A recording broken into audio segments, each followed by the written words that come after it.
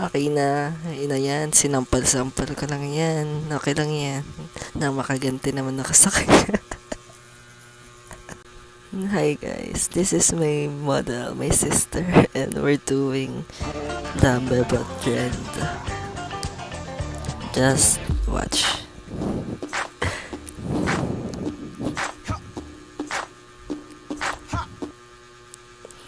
Ayan, is nag-moisturizer lang siya. Nag-moisturize lang namin yung mukha niya. Yan. Tapos ayun, pinablend ko sa kanya.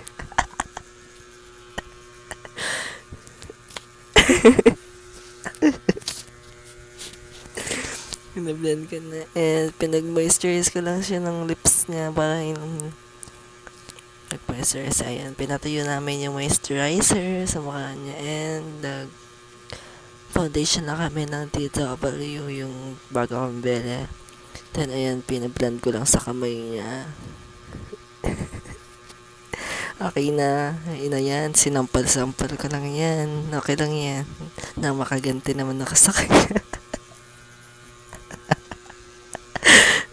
And ayan, nalagyan namin ng powder foundation to set the makeup. Parang wala naman akong ginawa sa mukha. Yan, nilagyan ko lang siya ng contour dyan. Parang mas maging pointed pala yung ilaw niya.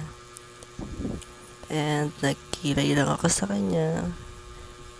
At ayan, nilagyan ko siya ng eyeliner sa mukha. Ay, sa may mata. And this one is lip liner. Ayun na yun. Hindi ko alam kung Indian makeup pa yung ginagawa sa kanya. Ito, the last one is ayun, lip line.